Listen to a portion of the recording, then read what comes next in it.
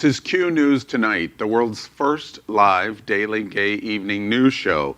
It's 7 p.m. Thursday, March 19th, 2020. We are doing a special broadcast of Q News Tonight. We are suspending on Thursday nights our regular news broadcast to bring you a special that we call Q&A, the coronavirus. And tonight we're going to have an in-depth conversation of questions and answers about what is going on in Corona and try to answer as many of your questions as possible. We've taken questions that you have given us on Facebook, on YouTube, on Instagram, and we have gathered a collection of experts to answer your questions. And tonight we are going to discuss coronavirus as it specifically affects the LGBT community. Before we begin on those questions and answers, let us update you on today's news about coronavirus. First, we've prepared the latest information about corona. We want you to watch this. Italy has reported the highest one-day death toll from coronavirus than any other country. Officials said nearly 500 people died on Wednesday. Videos posted on social media are said to show military trucks in the city of Bergamo preparing to transport the dead to nearby cities. Mortuaries and crematoriums in Bergamo have run out of space. Medical teams from China have arrived to help authorities fight the virus. It's a very tough situation here. New data out of France and Italy today shows a troubling increase in serious illness among younger people who are assumed to have a natural resistance to the virus and could even carry it without symptoms. Dr. Deborah Birx also alerting Americans to prepare for a spike in the infection numbers in the U.S., but only because a backlog of tests will now be run through a high-speed system. We will see the number of people diagnosed dramatically increase over the next 4 to 5 days. Well, as you can see, even today, the news is quite stark. We are focusing on Q&A on the coronavirus because we don't see enough specific information on the unique needs in the LGBT community, which is why we're doing this special tonight. We like to inform you, America, that we will be doing this every Thursday night at 7 o'clock in our dedicated space of Q News Tonight, and we will continue to do it every Thursday night at 7 o'clock until the crisis passes. Other important news tonight to report before we get into the Q&A is to kind of remind you the process of what has happened over the last 2.5 months. We've prepared this on the calendar of the President's communication on coronavirus. Watch this. We have it totally under control.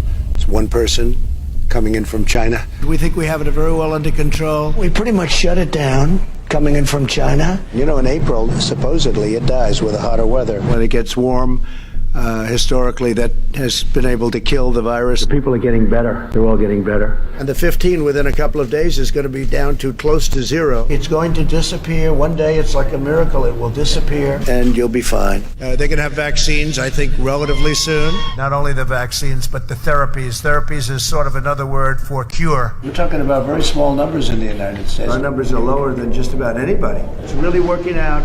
And a lot of good things are going to happen. And we are responding with great speed and professionalism. It's going to go away. Yeah, no, I don't take responsibility at all. We're going to all be great. We're going to be so good. This came up, we came up so suddenly. This is a pandemic. I felt it was a pandemic long before it was called a pandemic. All you had to do is look at other countries. The coronavirus, you know that, right? Coronavirus. And this is their new hoax. We're 15 people in this massive country. And because of the fact that we went early. We could have had a lot more than that.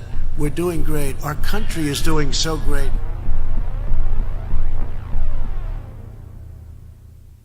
As of tonight, we are approaching 7,000 cases in the United States, and we'll give you kind of a calendar of what has happened since Q News reported coronavirus its first evening on January 7th, 2020. Other big news tonight that we want to report on coronavirus is first, something interesting coming out of China.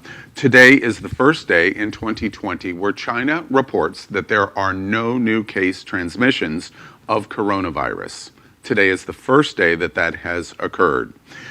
Second, Donald Trump reported in the White House CDC briefing today from the White House that he urged governors in the individual states to be collecting the critical medical supplies that they needed because it was a responsibility of the states, not the federal government. And he said, quote unquote, "We're not a delivery service." And that was reported today.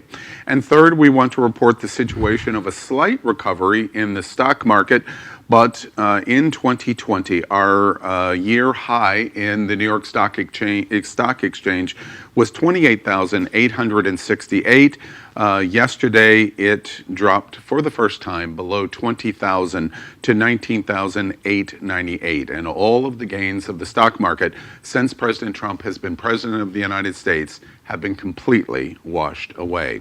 Those are the big headline news of coronavirus. What do y'all think this evening in terms of where we're at on Thursday night? You know, I know that I've heard a lot recently that we are 10 to 11 days behind Italy, and as our viewers just saw in some of the video, if that's what America is looking forward to, is thousands upon thousands of fatalities due in part to coronavirus, I don't know how the American healthcare system is going to be able to handle that, not just because of potentially a lack of healthcare providers, i.e. doctors and nurses, and but medical facilities mainly. Where are we going to create these pop-up facilities, these pop-up hospitals? How are we going to have how many hospital beds to accommodate all of these individuals? The facilities and then the equipment. I mean, there has been trending remarks about, I think it's send me PPE for doctors and people that are on the field that need emergency equipment. The masks that they said would be in shortage are in shortage. Though we are seeing some positive stories at least come out of this. Elon Musk has started to state that he would turn his factory into one that can create ventilators if needed, and that it could happen in rapid rate. Maybe people are starting to come together because we have had this warning, even if Trump has gone on as recently as today to say he didn't have time, that we didn't have time to prepare, which obviously we know is completely untrue. Yeah. Well, we are doing this special Q&A on the coronavirus because we know there's a lot of fear, specifically in the LGBT community, and we're going to help face it tonight. We've assembled a group of experts with your questions, and we're going to answer your questions tonight. Many of the stories that are super important to you tonight are going to be explored on Q News tonight. Tonight on the world's first live daily queer evening news show. Tonight's news about the gay community and the news from an LGBTQ perspective.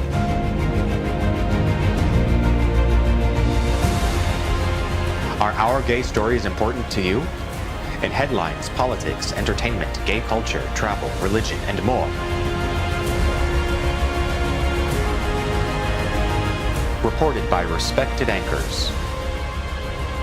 Out of the closet and into the headlines on Q News tonight.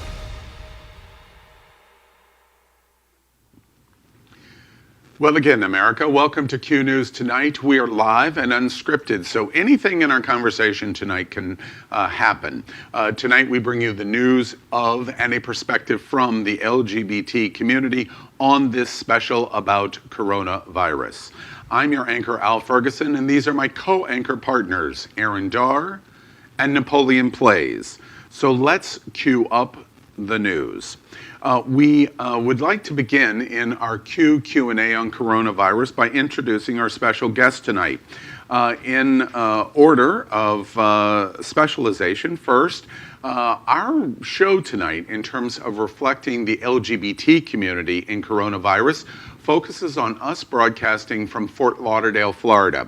We frequently joke that we're broadcasting from the gayest place on planet Earth, and that's never been more important because as we get through this crisis, we're going to use Fort Lauderdale as an illustration of what the rest of the country can experience in the LGBT community in responding to this crisis.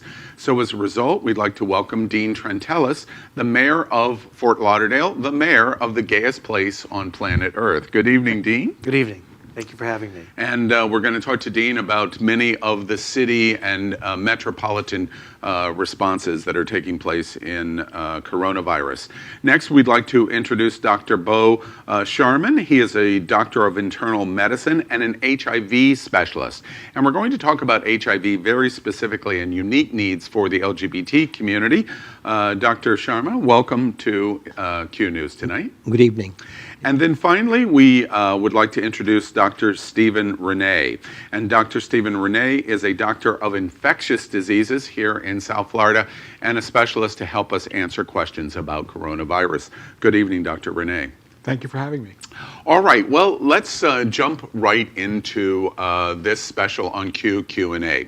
First off, today, we are reporting that LGBT community and people in the community of LGBT may be at higher risk of COVID-19. More than 100 organizations united today in an open letter to medical groups and the news media stating that LGBT people are at far greater risk of coronavirus. They outlined three major reasons as to why. Specifically, Dr. Scout, Deputy Director of the National LGBT Cancer Center, was the principal author of the letter talking about the three major issues that face the LGBT community with coronavirus. They were, first, the LGBT community has a much higher tobacco use among the general population, more than 50% higher than the general population. Second, higher rates of cancer and HIV infection by percentage took place in the LGBT community and had unique needs in responding to coronavirus. And then third, because of instances of discrimination, there was a warning call of how sexual orientation and gender identity would be responded to of COVID-19 in the LGBT community. And as a result, 100 organizations, including health organizations, equality organizations, sounded an alarm on the effects of COVID-19 and coronavirus for the LGBT community. This is the first time that a specific warning has been issued for LGBT and coronavirus. In general, what do y'all think about, let's start from the political standpoint. Mayor Trentell, what do you think about the issues of what you have done and seen here in Fort Lauderdale for the LGBT community with coronavirus? Any of your decision-making been affected or has special consideration for LGBT? I don't really think that we narrowed in on a specific class or group. I think our goal was to try to protect everybody in our community. And to the extent that the LGBT community is part of the overall community, I think that they are benefiting from the blanket of protection that we tried to put on the community at large. We were very, very quick to respond in our city. We needed to close our beaches to spring break. We needed to close all of our restaurants and our bars. Many non-essential services. We asked all those folks to cease their operations. If they couldn't cease operations, we asked them to send employees home and to work from home remotely if possible. The idea is to distance people from one another. That idea of social distancing seems to be the common denominator in so many of the measures that we've attempted to take.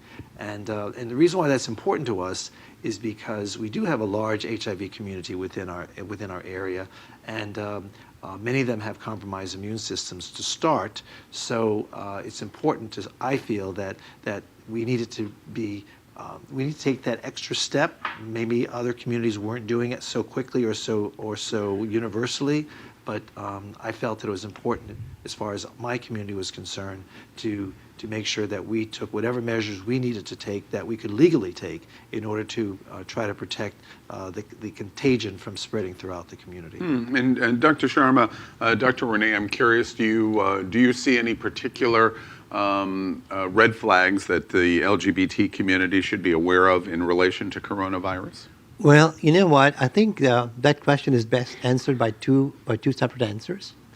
One is that the LGBT community is a community, very much part of the whole community.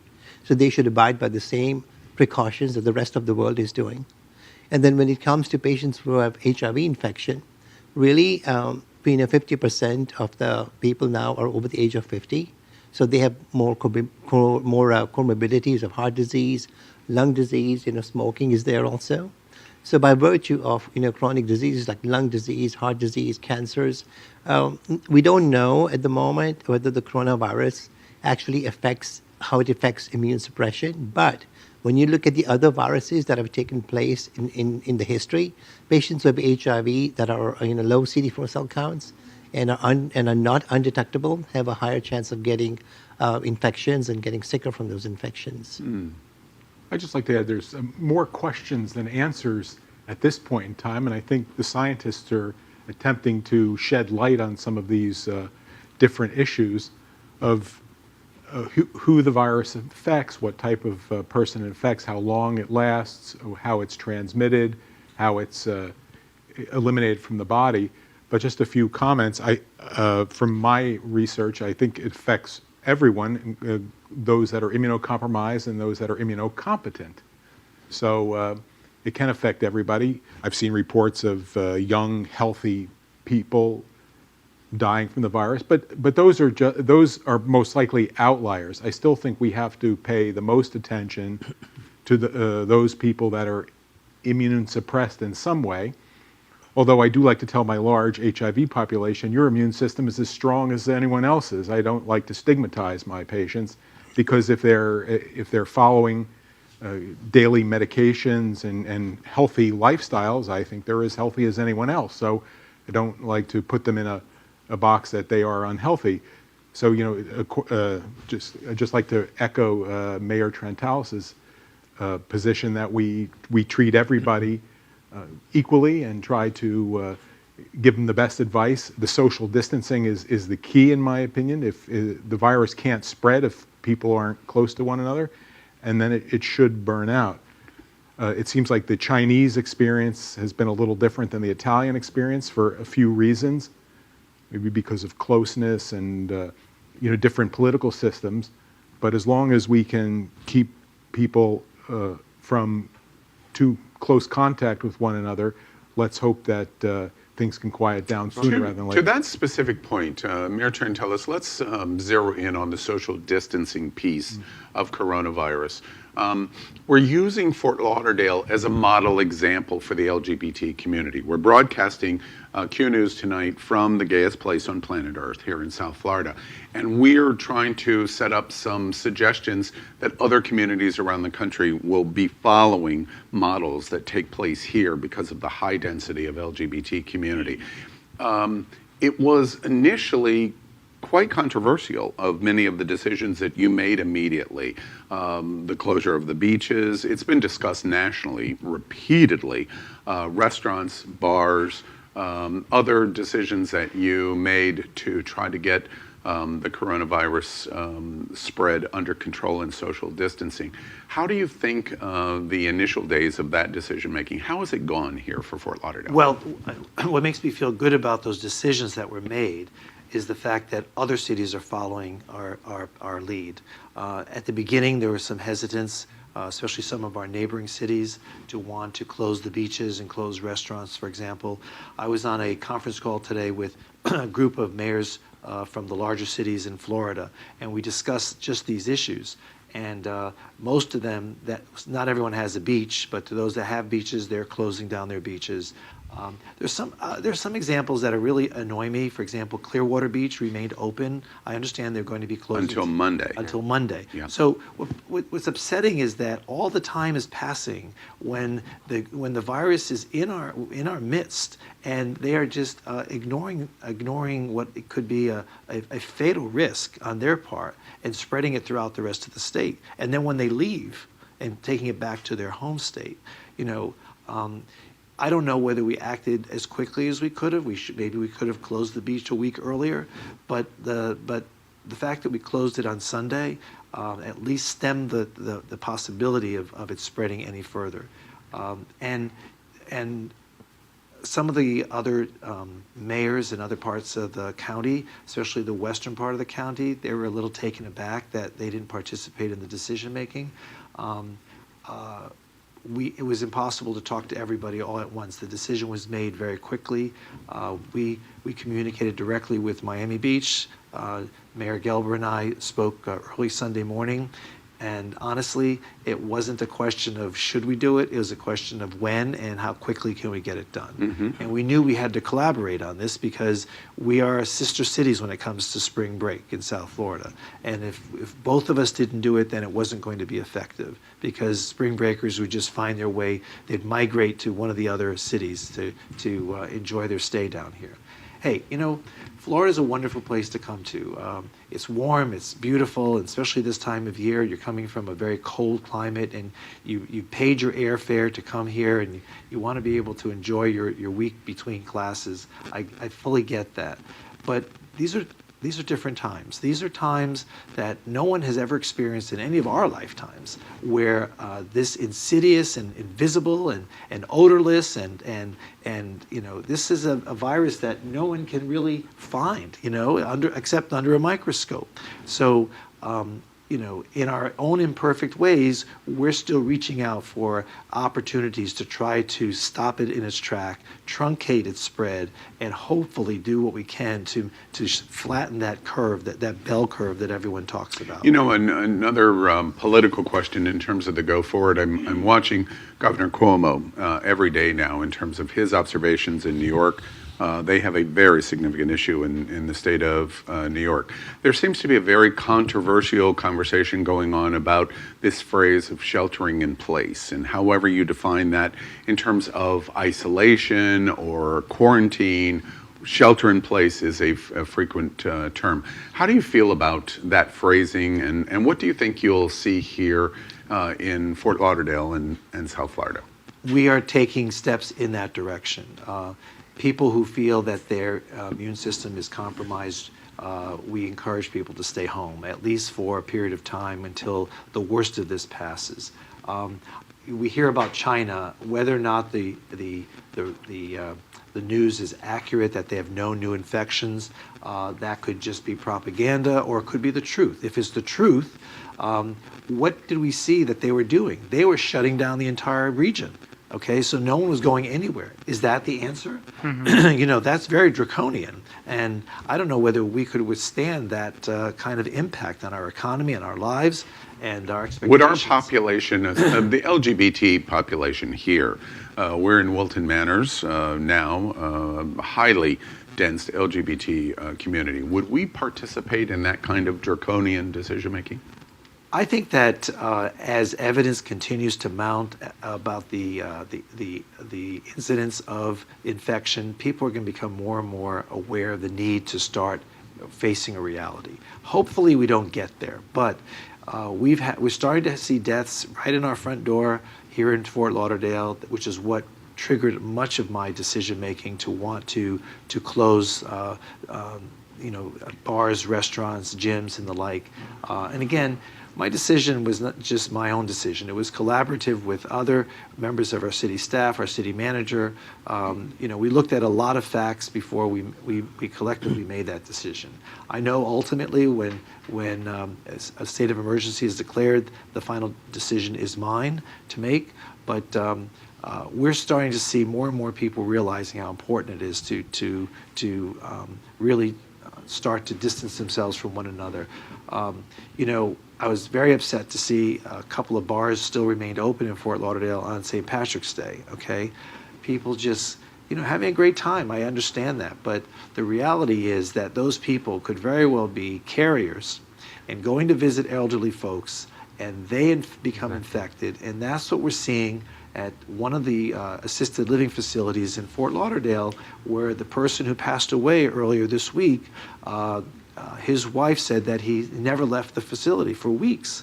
So how else could he have contracted the virus but for someone visiting the facility? It may not have even been someone that he knew. It could have been someone who was visiting somebody else.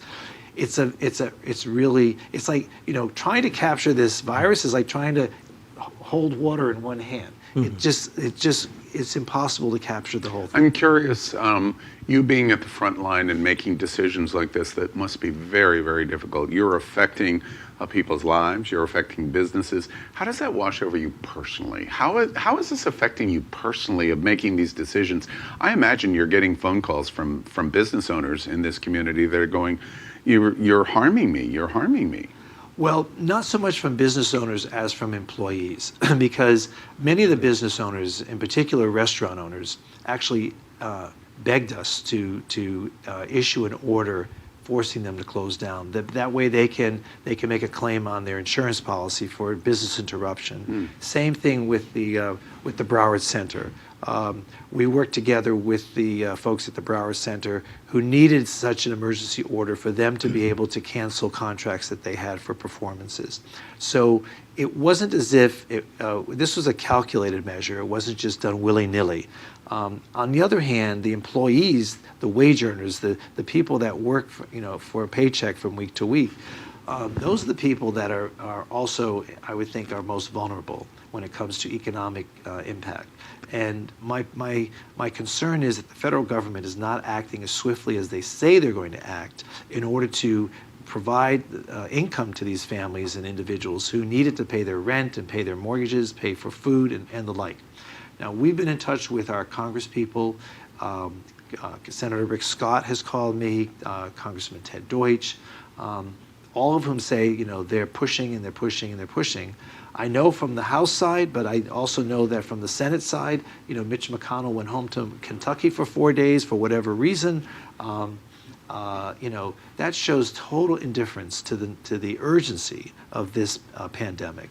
And my concern right now is making sure that everyday folks who work for a wage are going to have enough money in their pocket to be able to survive through this ordeal. One last opportunity. I hear you loud and clear. On the personal, on you represent the lion's share of the decision making that's going on in Corona politically in America. The individual mayors and the local decision makers are implementing most of the strategy to try to manage this crisis. How is it affecting you personally? You know what? I don't want to say it's part of the job. It's certainly nothing I signed up for. It's not part of any guidebook I was given when I was elected 2 years ago. But I'm doing my best and hoping that the decisions I make are the right decisions. We'll know in a few weeks or a couple of months.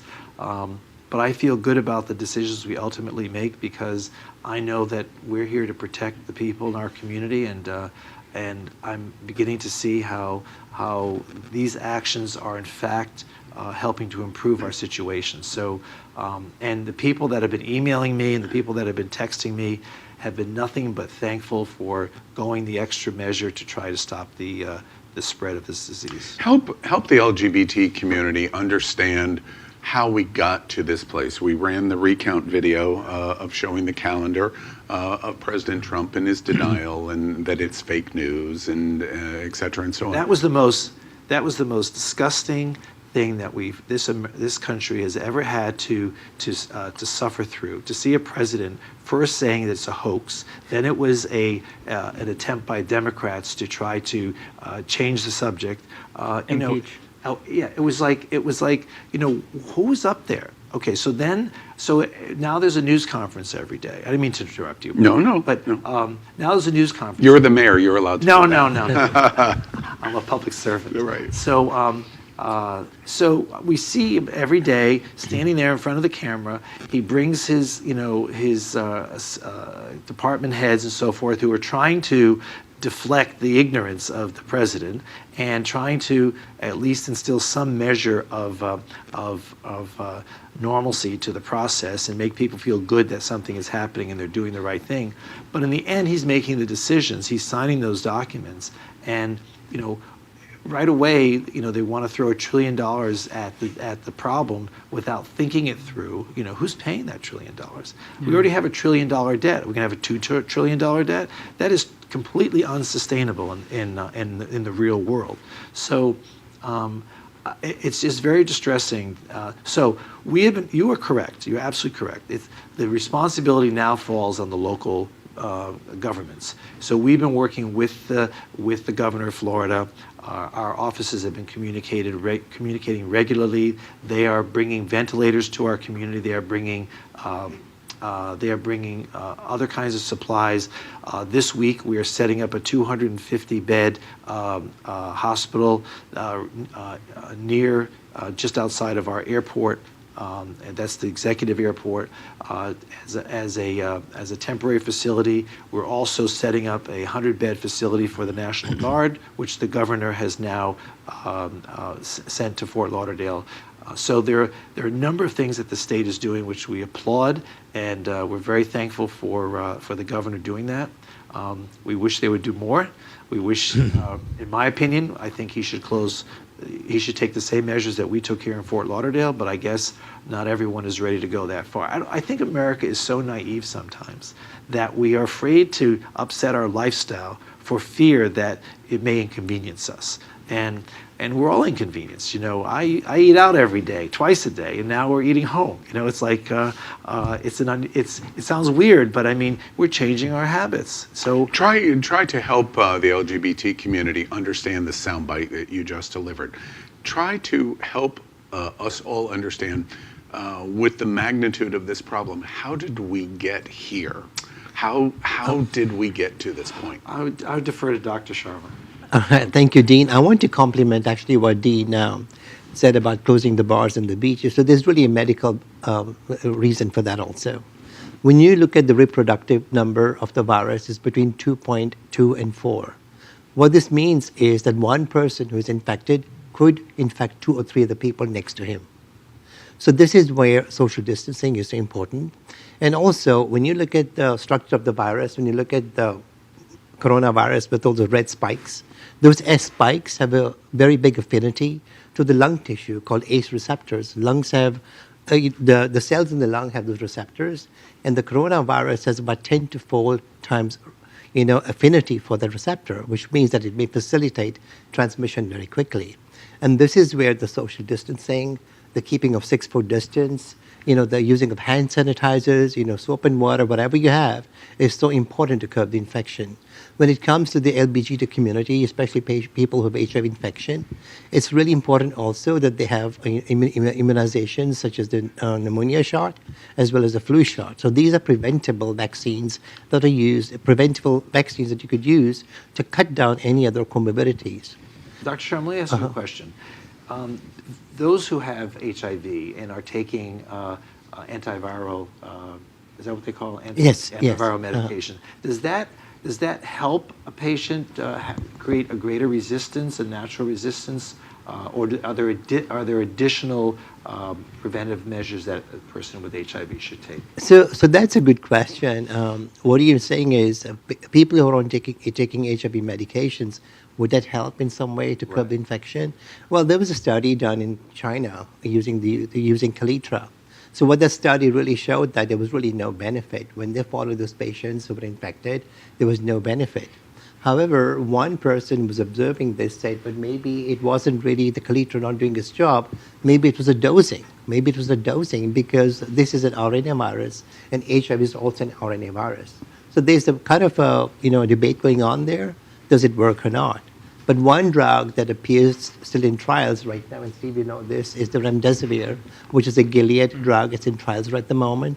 It's still, patients are really sick. They could probably ask for, the physicians could ask for FDA approval on compassionate use on patients who are really sick. But to echo what you said was, we don't know about the effect of the coronavirus on immune suppression. However, patients who are over the age of 50 with comorbidities at a high risk of having disease. So they are the ones who should really be careful. The director of the FDA said today at the White House CDC briefing that they had high hopes about some combination of the malaria drug that has been approved. I read that today too. Yeah. Okay. Tell us a little bit about that, because it was very confusing. So this is the chloroquine, hydroxychloroquine. It's been used pretty much as a safe drug for treatment of malaria, prevention of malaria, provided a person does not have any cardiac abnormalities, and they need to have eye checkups done also if they're on treatment. But the fact is that it has shown that it may have antiviral properties by changing the pH of the tissues in which the virus needs to replicate or infect the body. So we know that it may work from there. So it might be an addendum, but maybe Steve, you could talk about it more about the chloroquine. Yeah, I just wanted to echo what Mayor Trentalis said. You had asked for our HIV-infected population, should they be on antiretrovirals? I think the point is as we encourage all of our HIV patients, is to maintain adequate daily dosing with their medications to keep their immune systems as healthy as possible, because I think that goes a long way to make somebody immune competent, right? Even though they have HIV. Again, I'd like to echo what I tell my patients: if you're taking your meds every day, your viral load's undetectable. That's very important, and I think you're as immune competent as anyone else. But then adding to that is, of course, the other healthy lifestyle issues that people talk about, right? Rest, sleep, exercise, nutrition. Let's try to move into what viewers of Q News tonight have been asking, and let's put up a little bit of a lightning round of many of the questions that are being asked. First question is kind of a political related question, and the question is: should I keep extra supplies like medication, toilet paper, milk, eggs, meat, and ammunition with me during this crisis? Thoughts? Well, unless you're going to eat toilet paper, I don't think that's a necessity. Now, what is it, first off, about the toilet paper? Why is the toilet paper going on to the level of what's going on with toilet paper? I That's think, emotional, I think, I right? think Yeah. it honestly, I think a lot of people are really starting to see that Donald Trump is nothing more than full of shit. So the toilet paper makes sense. It's so ironic in the gay community, though, because the actual wet wipes are still there in stock, but it's the toilet paper that's not there. That's the opposite of every other time that you will ever go to the store. That's funny. Okay, but in general, that's funny. But in general, Be this serious, question, Napoleon. right, You know what? right. You couldn't find toilet paper. You could find plenty of soap, though, and that's the thing that you really need. Well, I think some of the questions are, what is the government doing about the supply chain? I mean, we've heard a little bit about maintaining the supply chains, talking to CEOs of large food companies. I guess Mayor Trentalis could probably speak to that better than we can. But one comment I'd like to make is about the medications. I mean, we've talked to some of our pharmacies.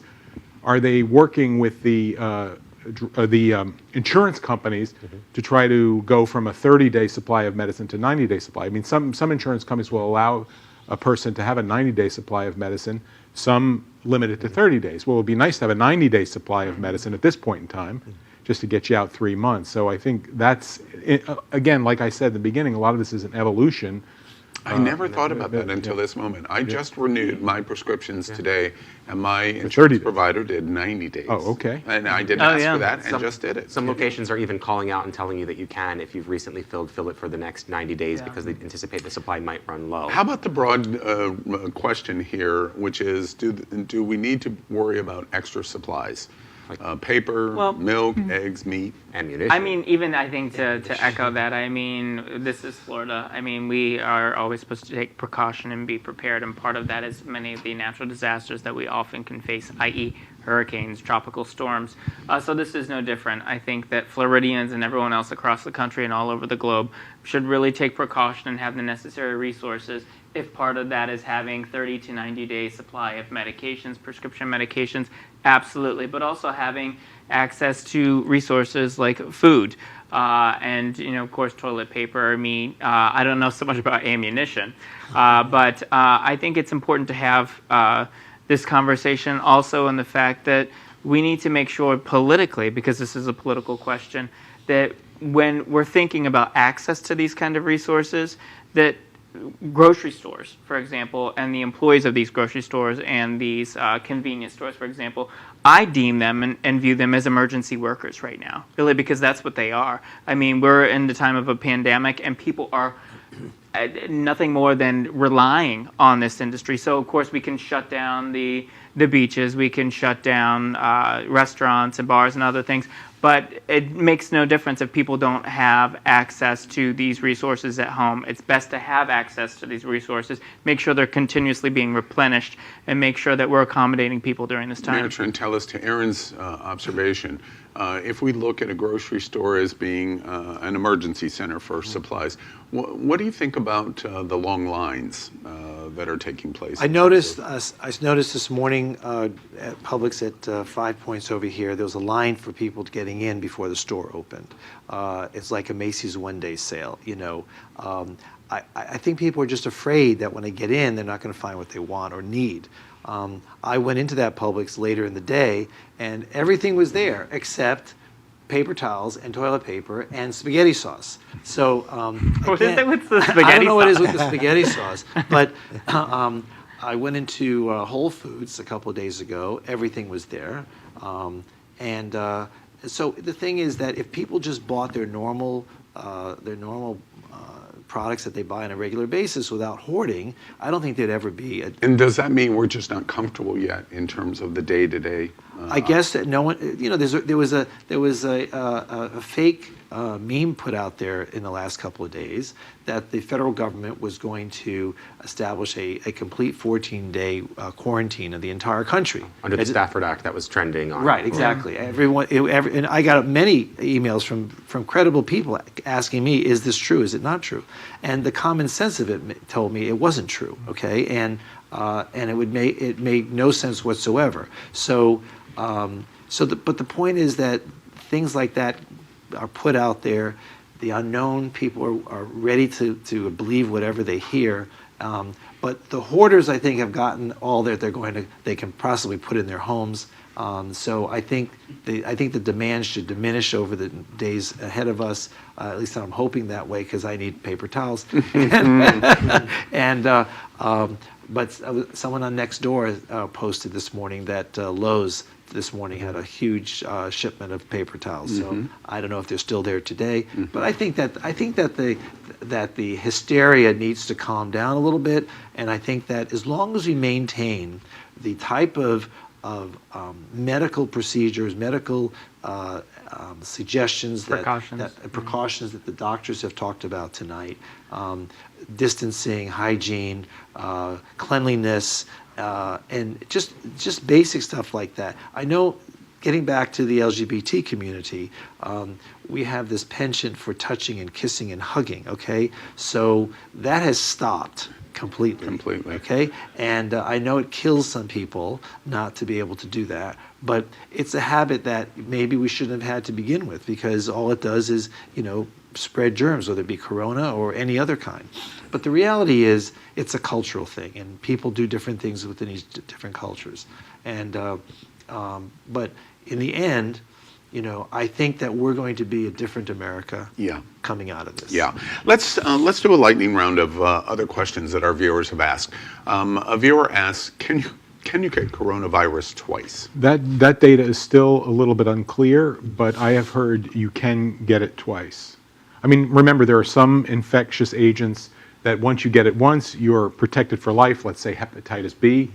Other agents you can get over and over again, hepatitis C. Right? You're equating this kind of like to chicken pox, like you have it once, you always have the virus, you're not going to get it again. But there isn't the data yet to support how quickly you could be complete data there, but the feeling is there have been a few cases that. So you're not comfortable in saying I'm yes or no? I'm not comfortable saying yes or no. Okay. And that's all the more reason that people that might be infected to clean their houses to make sure that they don't get. What do you think about that? I totally agree with Dr. Renee that the data is very limited. I think patients who are convalescing need to be studied for long term and see how much immunity they do have. Okay. All right. Let's continue. In terms of hand sanitizer, by the way, I play a game in my head.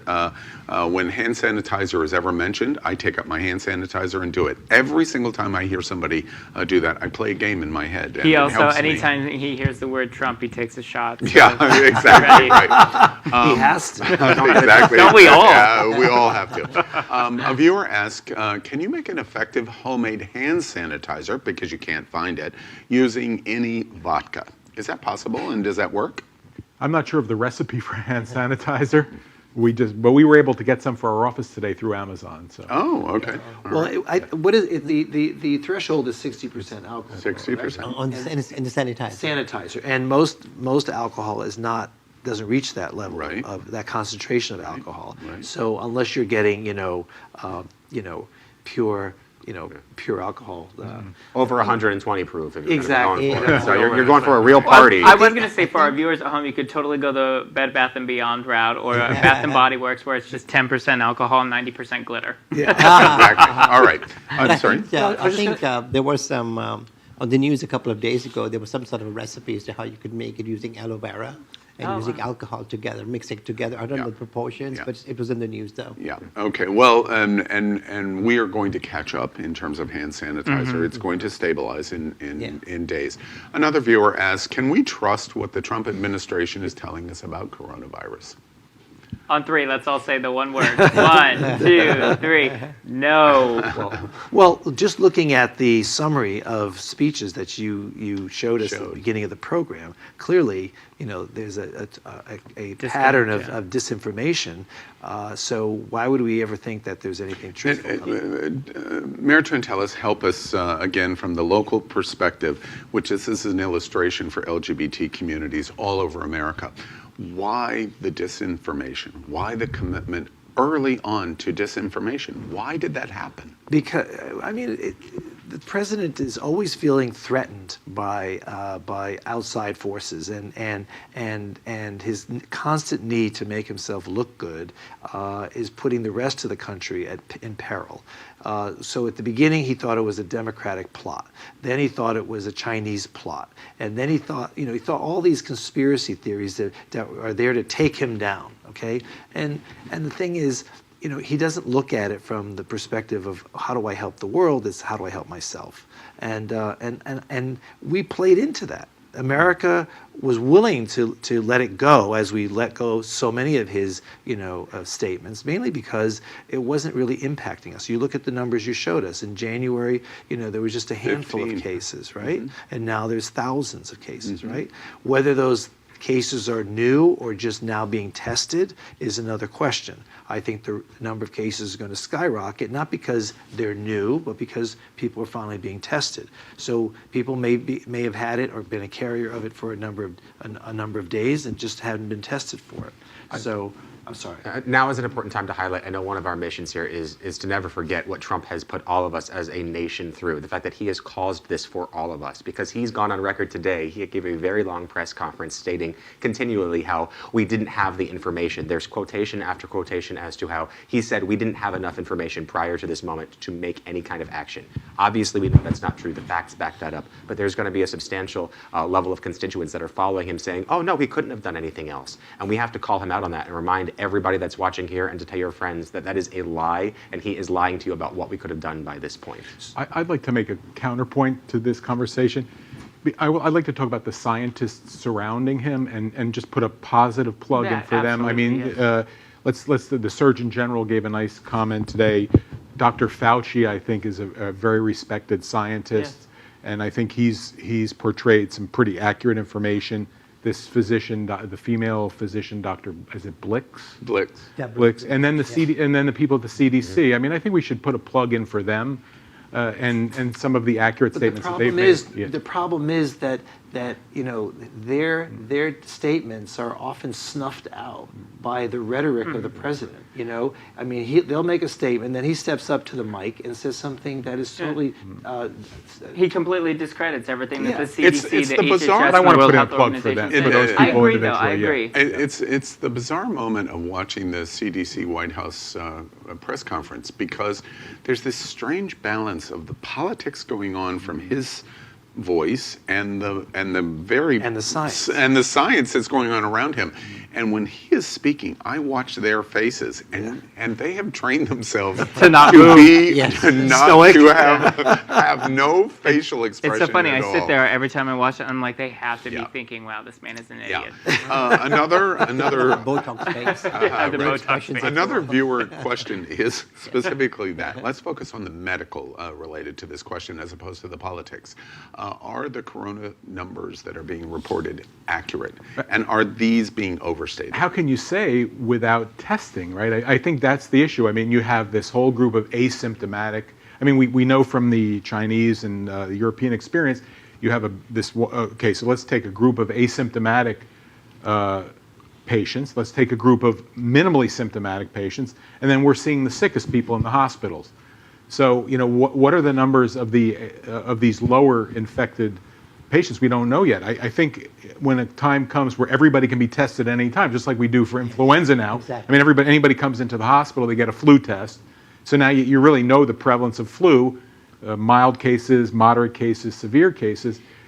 I don't think we can say what the numbers are now. As we do this every Thursday at 7 o'clock on Q News tonight, we're also going to try to myth bust.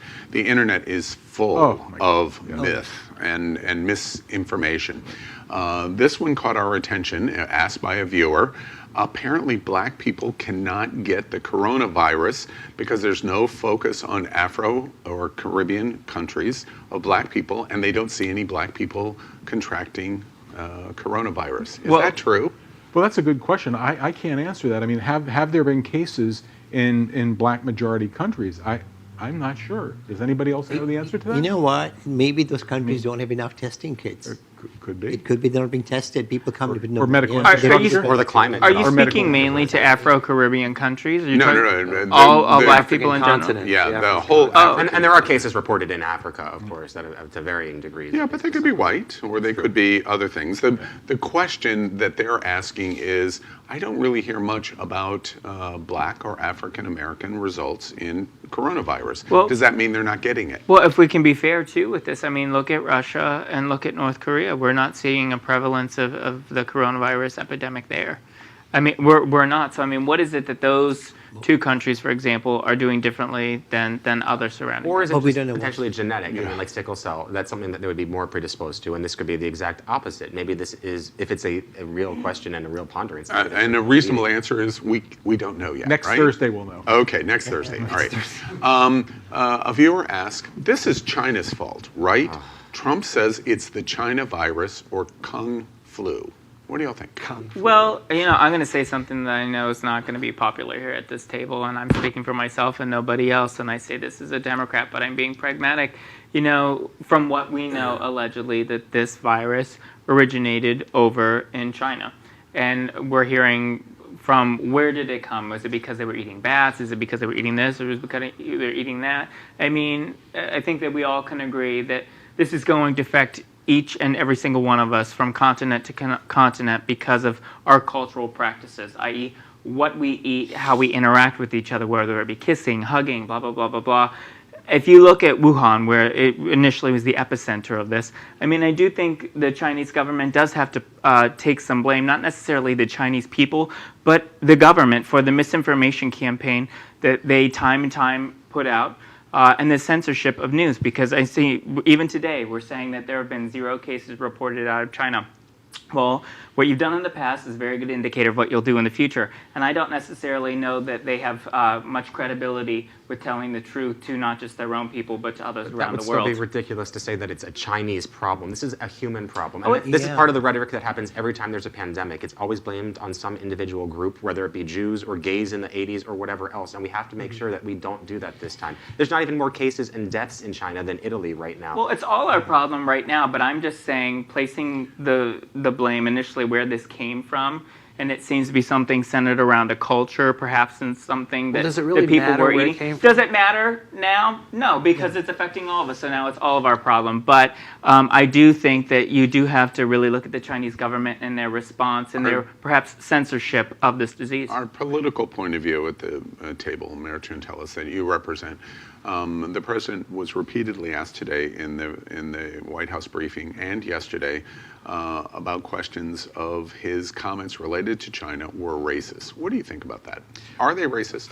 Well, as Napoleon said, you know, it's always important that people like Trump find scapegoats, and whether it be the Chinese or any other ethnic group or the gay community or African Americans, you know, people love to find scapegoats because then they can decapitate the scapegoat and the problem is solved, and then people can feel that they've been liberated from whatever the onslaught is. But we all know that has never been effective historically, but it's been used again and again. So when you ask me if it's racist, of course it's racist. It's also convenient, politically convenient, because Trump has been having this this head-to-head, toe-to-toe war with China since he's taken office, mostly because of trade issues, and how convenient it is for him to now lambast them over a disease, to try to hit them when they're down, and to try to blame them when in fact, as Aaron says, it is now everybody's problem because it's because the whole world is suffering, and why don't we say it's an Italian disease? How do we know it didn't originate there? It really doesn't matter unless from a scientific perspective, finding the genesis of a disease is important to determine whether it was culturally based or whether it's just a fluke that happened to originate in one particular country or group or another. Well, we don't know. I just think that, a little historical perspective on naming viruses. We have viruses a lot of times named for the places they've started or the places that they've been most prevalent in. We see a lot of that in or bacteria, Ross River virus or Nile.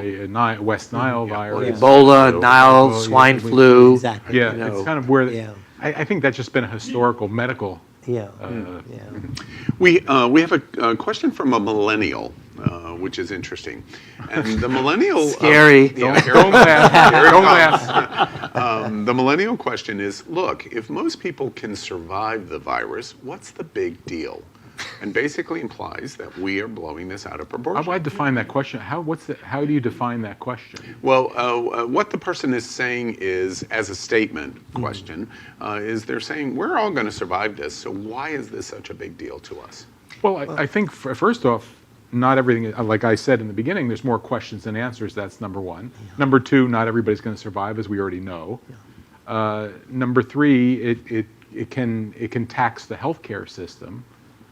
And it's also causing some social isolation and social, a lot of social issues. And it's costing us trillions of dollars. Well, but I think there needs to be a value put on human life. Right. And I think that, one death is too many, all right? So for someone to say, well, let a few die, what's the big difference? Let me still go to my restaurant, let me go to my gym, don't interrupt my lifestyle because a few of us are going to die anyway. If that's the attitude, that's not an attitude I share. Sorry, Doctor. No, you're right. We all take responsibility in this. We have to take care of people who are sick. We don't just walk away.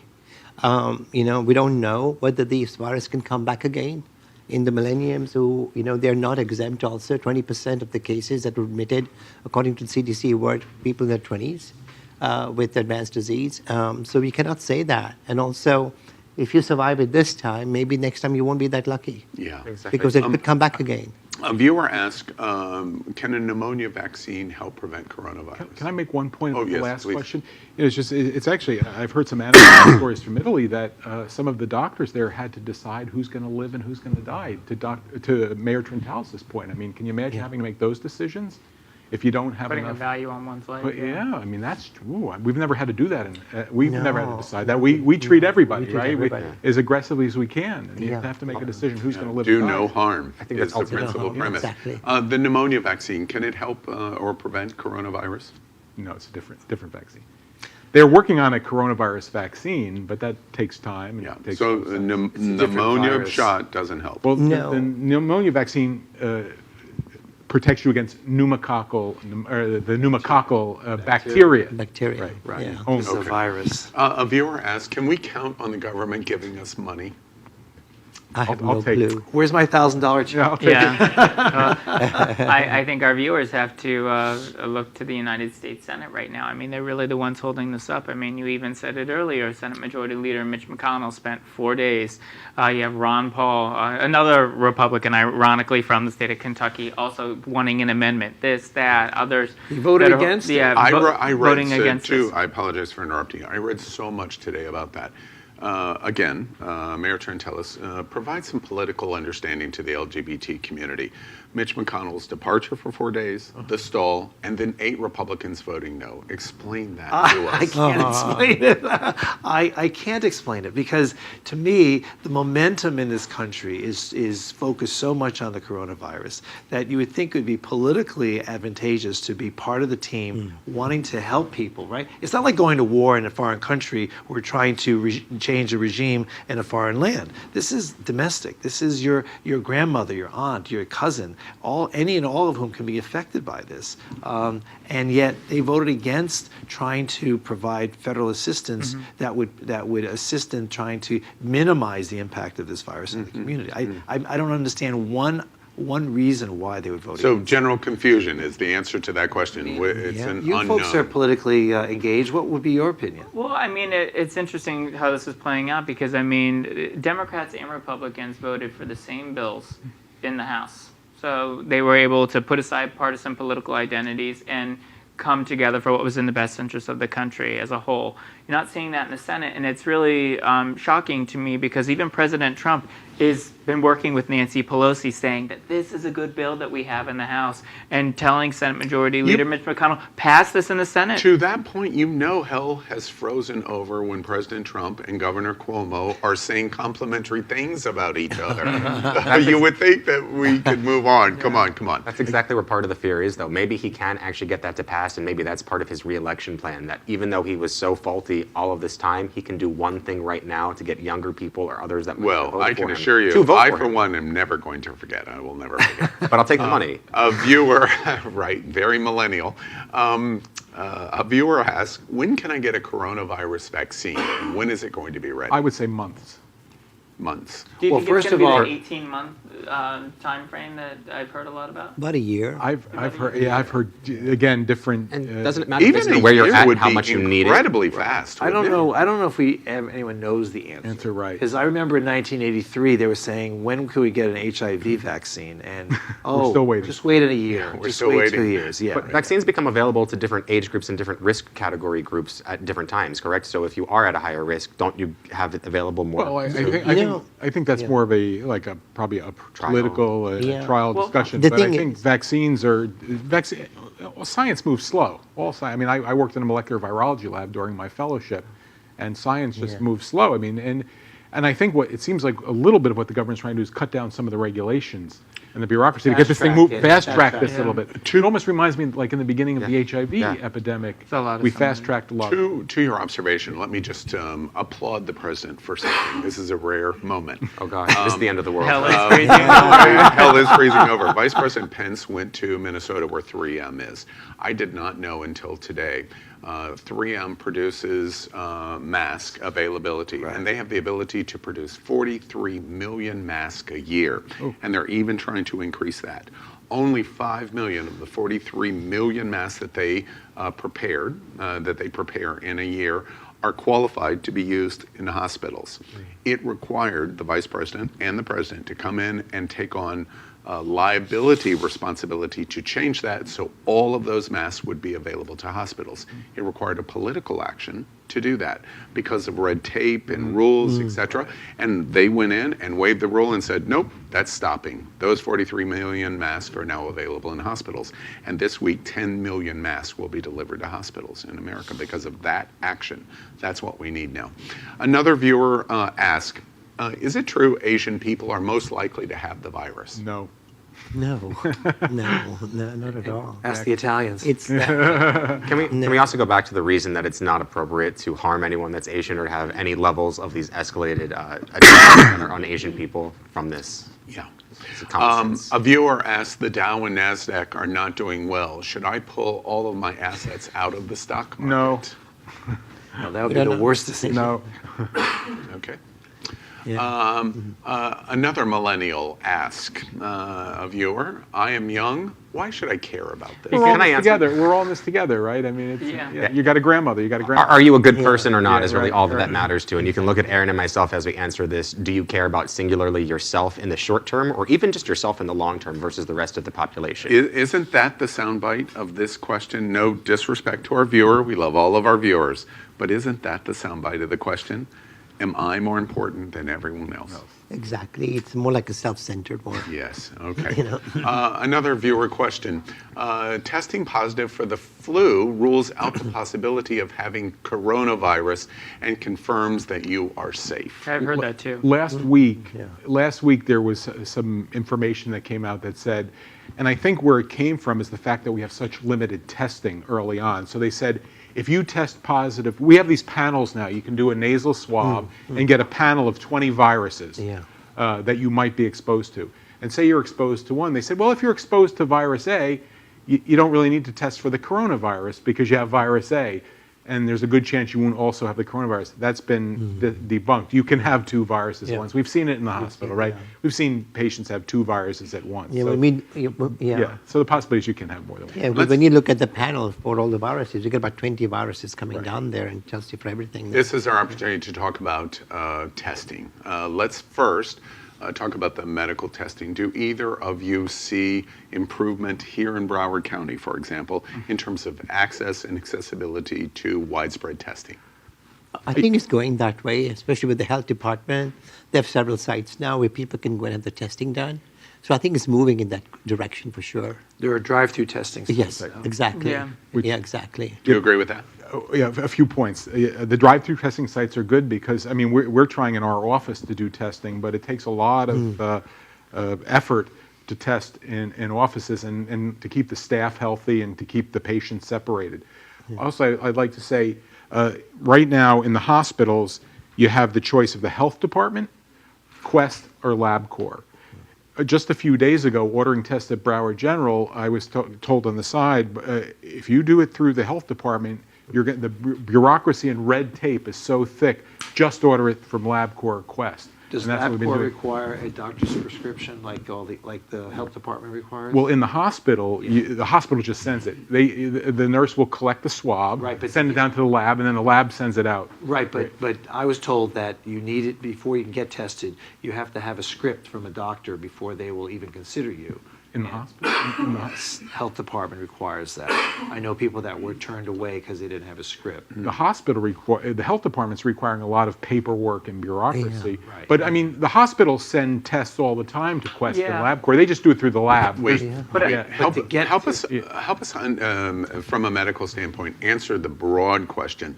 Why, over the course of, certainly since the 3rd or 4th week in January, why aren't millions of medical tests available for coronavirus? From the medical. Just like I stated before, I think to develop the test, there's a lot of red tape and bureaucracy and science, and talk to the legal department, and we have to talk to the quality assurance department just to even develop a test, and then manufacture it up to millions of tests. It's just a bureaucratic process. So it moves through that. It moves to the political question. Yeah. If, as President Trump is saying now daily at the White House CDC briefing, this is war, and we've declared war. You move all kinds of red tape and rules to fight a war. I believe that. Yes. Yeah. Why haven't we done that? Why haven't we just said we're going to stop this immediately and here's how we're going to do it? Well, they just haven't committed the financial resources yet. I know that as of yesterday, I was informed that it takes at 96 hours before you get your test results back. So first you got to get a script, then you got to get an appointment to have your test done, then it's up to 4 days to get your results back. I mean, there's something wrong with that process. Well, if you want to win World War II, you can't operate that way. Exactly. But I'm sorry, Denny. Go ahead. Go ahead. Quite honestly, though, even if the tests are not there for a person, the guidelines for social distancing and cleanliness, washing your hands, using sanitizer, people know what to do. The preventative measures. So even if they're feeling sick at home, stay home. But if you feel you're really sick, then get tested or go to the hospital. But keep the guidelines, follow the guidelines for social distancing. That's another thing. They won't test you, even with the script, they won't test you if you're not showing symptoms. Because they said they can't detect evidence of the virus unless you're symptomatic. Well, I think they want to say early on they wanted to save tests for the sick people. But I think how are we ever going to understand the epidemic without testing everybody? Is what Mayor Trentalis just said, is that true? From a medical standpoint of what he has heard, what he has been told, is that correct? Okay, so if I go to Broward General right after this meeting tonight and go order a coronavirus test on my patient, now I don't write an order in the chart like I used to. I put the order in the electronic medical record. Right. Somebody from the lab comes up, sticks a swab in their nose, sends it down to the lab, and the lab sends it out to Quest. Right. Just that's all I do is put the order in. All right, so let me tell you from personal experience, sure. Okay? Because I was tested, and I came out negative. Which is the only reason I'm willing to sit next to Mary. 6 feet. And yet I was told by a senior administrative member of the health department that it doesn't mean I don't have it. And I said, what do you mean?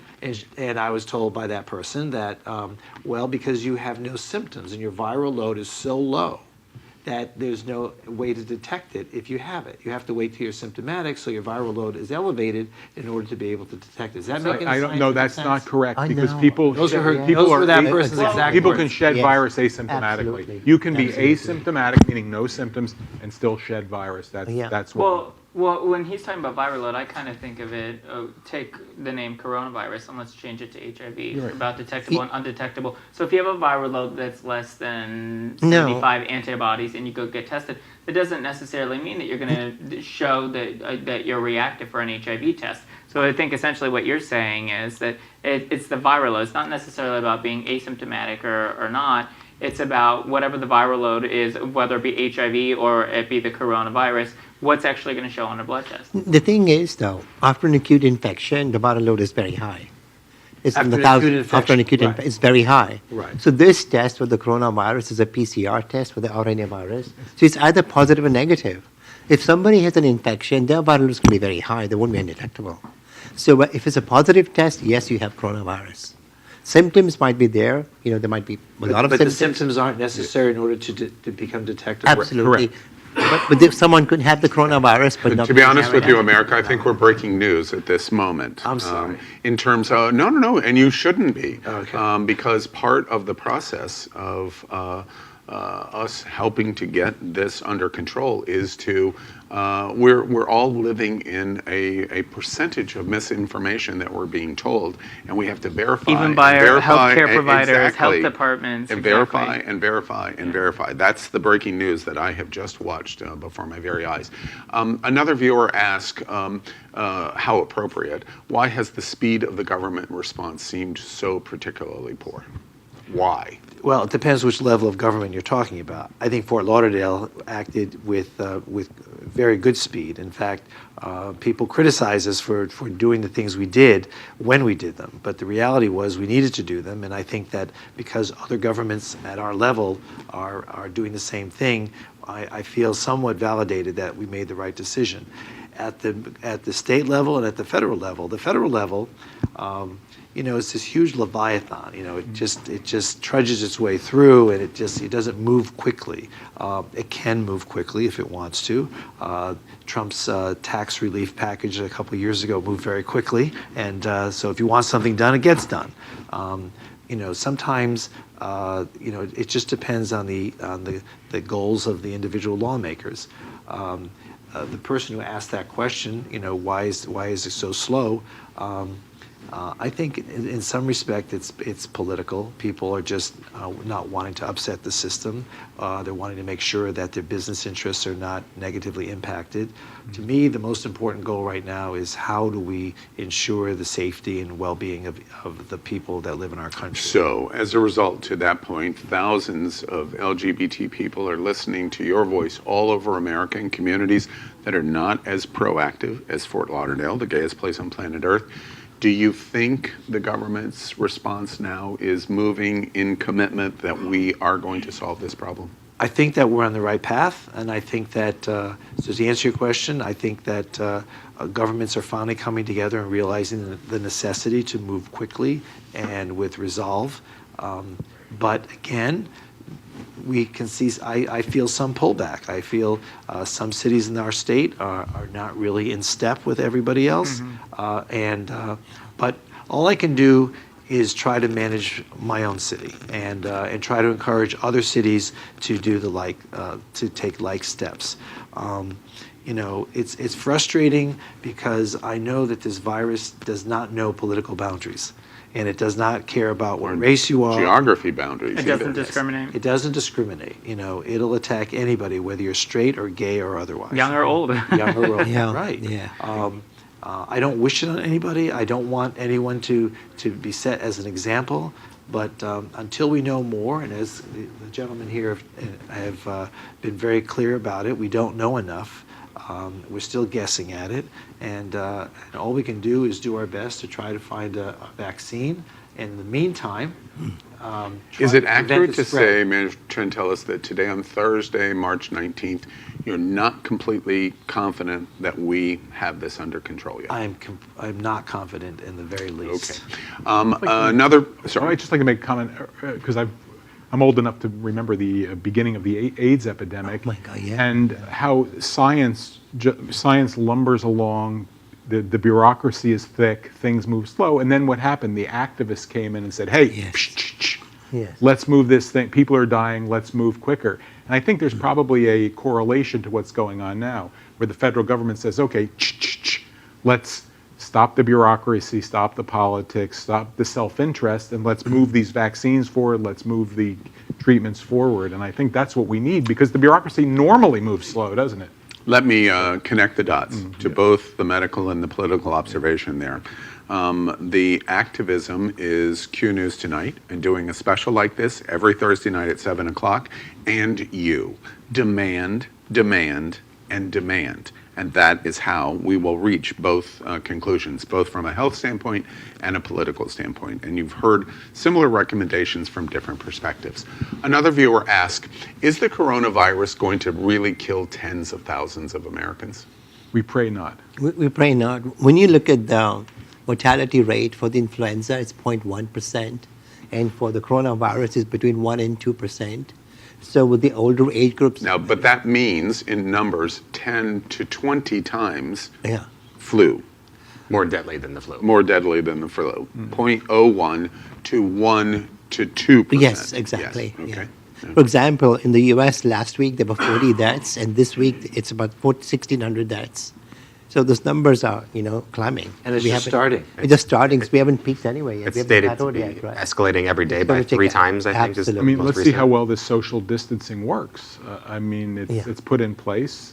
Mayor Trantalis has done a very good job here Absolutely. in Fort Lauderdale. No. Let's hope people can stay separate for a little while. Yeah. So the virus doesn't spread. Yeah. Another viewer asked, can you outline the exact symptoms that would reflect that you may have coronavirus? Yeah, that's a good question. The thing is, when viruses attack a body, there's a general viral syndrome. Myalgias, the muscle pains, fatigue, fever, and maybe cough. So those symptoms are overlapping though. So in the context of what's going on, Steve mentioned about the testing done with influenza virus. We know it's influenza, we treat it. Anybody coming in with a viral syndrome is tested for viruses, but generally the principles of treatment are the same. Conservative treatment, or in the case of influenza, give Tamiflu if there's a treatment for a particular virus. But the symptoms will be clear and easy to tell if it's corona. No, you can't easily tell if it's coronavirus because viruses have a general symptoms of muscle aches, fatigue, cough. Correct me if I'm wrong, Viruses are general, but I guess the 3 main symptoms of coronavirus would be fever, cough, and shortness of breath are the main symptoms. And then everything else Dr. Sharma mentioned, all the other symptoms, but those 3 are important. Now, up till just recently, you would also take an epidemiologic history, meaning like where were you? But I think that's probably becoming less important now with all this travel and mixing up. I mean, how do you know somebody in Publix just wasn't in Italy? Or somebody on the beach wasn't in Italy. So I think, it's important to take that history too, to find out where people travel to, but... And just to relate what you guys are saying to the millennial audience, because I know I have spent some time and I've seen people on social media, on Grindr, on Scruff, even just on other locations that are almost making a joke about being corona-free, like it's an HIV status. But what you're saying very clearly is no, you can't really know that you're actually free of it, and it's not a way that you can even joke about it because you have no idea who else you could be impacting. So for right now, you have no idea, so just stay the distance. Who was holding your cart at Publix right before you Yes, exactly right. I mean, it's not like you can say I'm attractive if I'm not HIV. That's another alarm. It reminds me it's time to... Can I ask you a question? If a person had the coronavirus, treated it like it was regular flu and recovered, and they no longer have the symptoms, does the virus stay with them, and is it transmittable, or is that person just completely... I would say yes and question mark. People have tested positive for the RNA a month or 2 months after they have the virus. The question that's being asked that I've read, and I don't know the answer to, is that virus that they're still shedding, is it transmissible? question.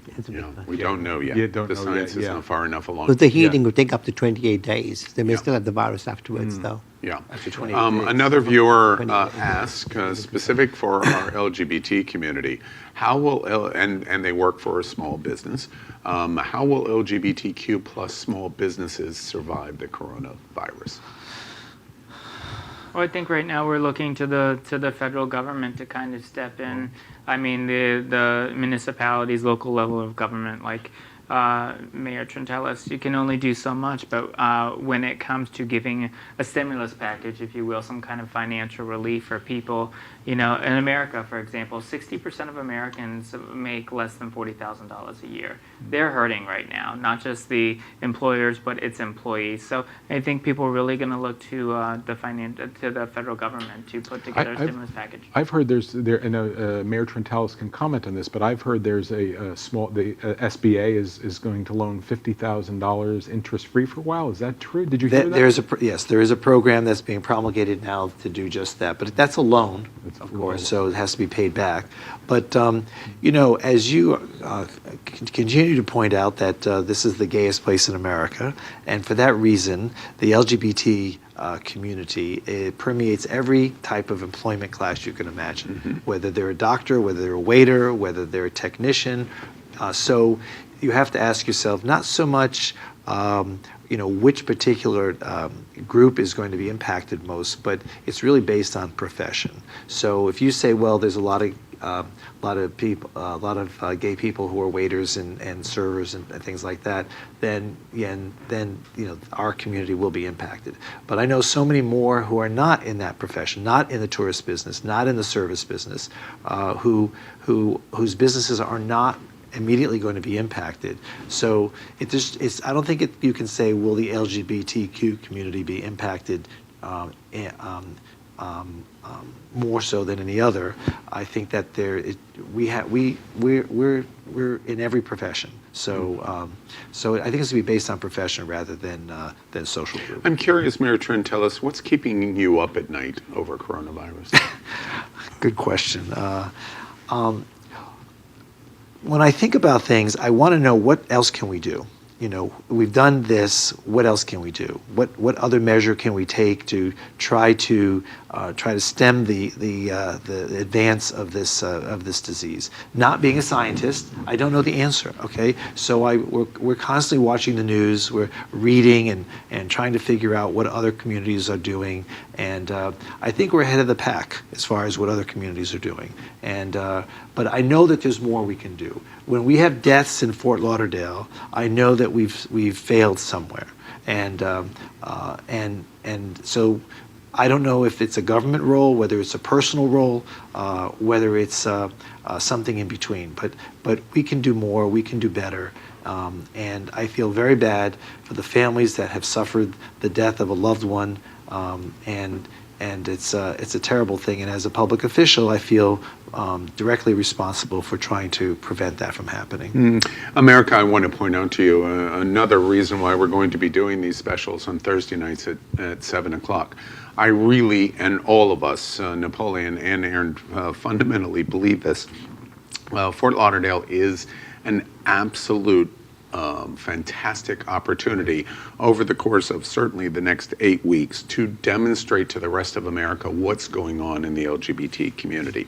Not only because of our density, but because of the response here. We are taking coronavirus directly on the chin, but we'll also be the first community, LGBT community, that gets right back up. And you're going to get to watch this over the next 8 weeks. Another viewer asked, why is this spreading so quickly? I think that's what I answered earlier on, that when you look at the reproductive number for this virus is between 2 and 3, which means one person could infect 2 or 3 people standing next to them if they have the infection. And the second thing is the person, the virus says the S spikes in the envelope. That is a very particular, very special affinity to the lungs. So that could facilitate the infection also. But the third reason is more people are getting tested. So Yes. it's not that it's a spike in the population, it's just an awareness in the population. Mayor, help explain that a little more detail to viewers of what that means in terms of how the numbers are affected by the catch-up of testing, because I don't think people completely understand what you just said. Well, I mean, correct me if I'm wrong, but I just think that the more people that are tested, the more aware we're going to become of how many people actually possess the virus. Right now, we're sitting in bliss, in ignorance, and thinking, well, these are the only numbers, when in fact we have failed to really reach out to the entire population to determine who actually has been infected or is infected. So until we have enough test kits out there, until we have enough processing labs to be able to determine who has it and who doesn't, we'll never really know the full impact, the full measure of those that possess coronavirus. I heard a good analogy that I want to just comment on what Dr. Sharma said to the actual exponential spread of this virus. Somebody says, so you go to a loan shark, right? And you want to borrow $1 from him. And he says, I'll give you $1, but at 25% interest, right? So within 2 or 3 weeks, you owe him $1 million. About, do the math, right? And that's kind of how quick this thing can spread because of, Well, that's scary. I hope your pockets are deep here in Fort Lauderdale. Because if I have it and 4 or 5 people around me, and then they go and talk to 4 or 5, you can see how quickly it can spread. But I want to talk about what Napoleon said earlier on, that about I'm corona-free. I think that's such a fatal mistake when people do that because they're giving a false sense of I'm perfectly fine. In other words, I'm invincible. But that's not the case because they could get it next week. So I think what you point out about saying I'm corona-free is a dangerous tactic to use on this. Especially with such a long incubation period. Absolutely. You wouldn't know. You wouldn't know. Well, America, we want to bring our special to an end. I have to apologize to many of you that are in the queue line for questions. We have 61 more questions to go. Wow. And I have time. I was going to say, we've already gone a bit longer than we had planned in our hour special. We're going to be doing this every Thursday night at 7 o'clock. Please, an open invitation for your return because it's been highly beneficial in terms of answering questions that are important to the LGBT community. There's obviously great fear in our community. There's great fear in America, and there's great fear in the LGBT community. Any final thoughts about coronavirus in terms of where we're at this week? I think I'd like to just say one kind of a theme that I've thought about during this entire visit is, personal responsibility and societal responsibility. I think we're all personally responsible to socially distance and keeping ourselves socially distant for a while, and then we're responsible to our brothers and sisters in society so we can quelch this thing. And I think if we can just all come together a little bit more, because we are in a very polarized environment, as some of us have brought out here. Be nice if we could beat this thing with just a little bit more kindness and care and concern for our fellow human beings. If somebody wants more information about this virus, there's going to be a website. FloridaHealthCovid19.gov. Yeah, that's from the Florida Health Department. Tell us one more time. That's for the testing. FloridaHealthCovid19.gov. Yeah, that's for the testing, and then for information is the CanCommunityHealth.org for any information. All right. So thank you for inviting me, and I think this has been very educational for me. I hope we were able to impart some information for others so that they can understand what the disease is about. Thank you. Always wonderful to see you both. Thank you very much indeed. Gentlemen, Thank for you having for the us. invitation. Napoleon, Aaron, any final thoughts? Well, it's been a pleasure to have you guys here. I know that this is a tumultuous time for everybody, and I hope that in addition to your professional works and what you go out and just day to day, that you spread that love, because it's a time that everyone's put it through it right now, and just what we can do to, not actually shake a hand, but give a distance hug and really show that love for each other is going to go a long way. Yeah, I hope tonight for our viewers foreshadows the importance of really not getting your information from online, particularly Facebook or memes, but really going to the source of where the experience is provided, and that's from your primary care physician or any and all medical health care providers.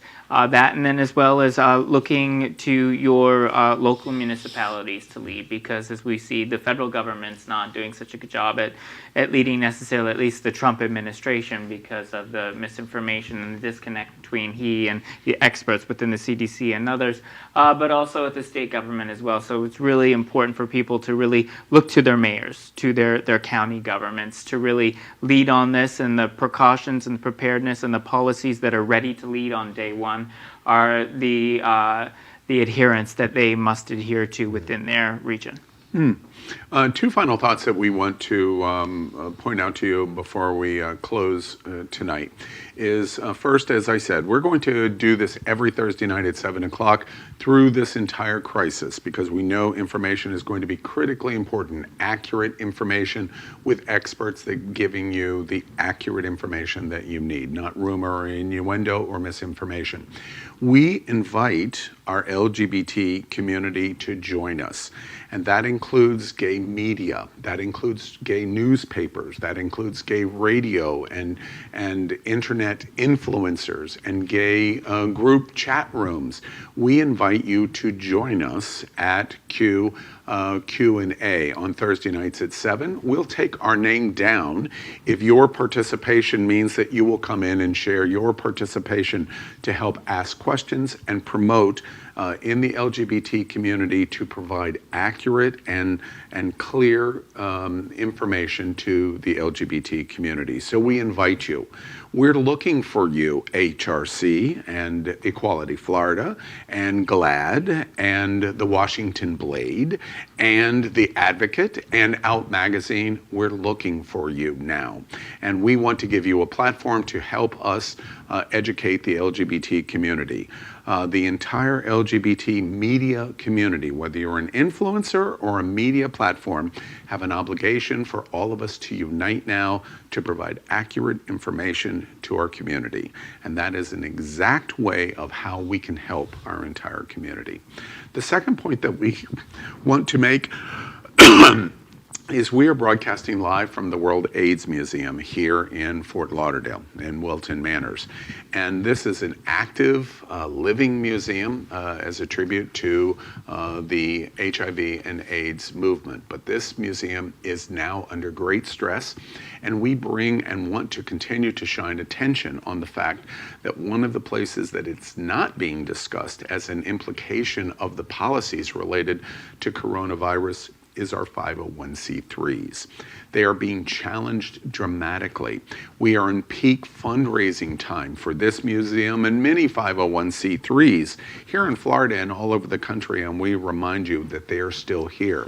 There is a risk of our LGBT 501c3 survival if we do not keep that front and center. And we bring that as an illustration to you of the World AIDS Museum.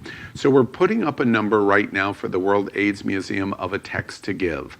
We are doing a challenge of $10,000. Desperate need for this museum, and a text to give number is 954-371-0969. This museum, as a 501c3, has an incredibly important mission for the LGBT community, and we encourage you to donate $5 for text to give. And if you do, AHF will match your donation for this effort for the World AIDS Museum, dollar for dollar. It is vitally important. I have a shirt here that's been at the table. One of their principal events this spring is the AIDS Walk, and it's their #1 fundraising event for the whole year, and it has been canceled. And so as a result, those funds to pay the rent here, to pay the employees that work for this 501c3 must continue regardless, just like every other business that is being affected by coronavirus. We bring your attention that it is one thing in terms of our restaurants and our bars and our businesses and our social tourism and. It's a completely different thing on the effect that it will have on our 501c3 charities.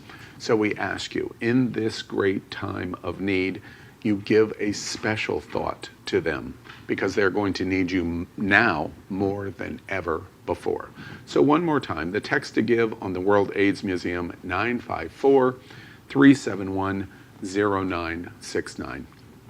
It's one of the most obvious effects of the coronavirus and what's going on in the gayest place on planet Earth.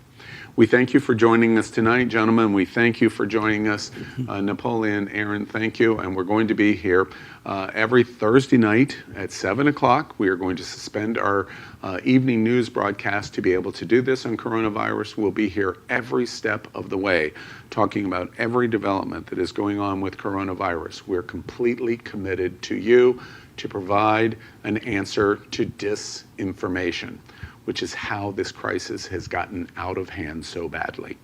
We'll see you every night at 7. And for Napoleon Plays and Aaron Darge, this is Q News Tonight, and we'll see you at 7.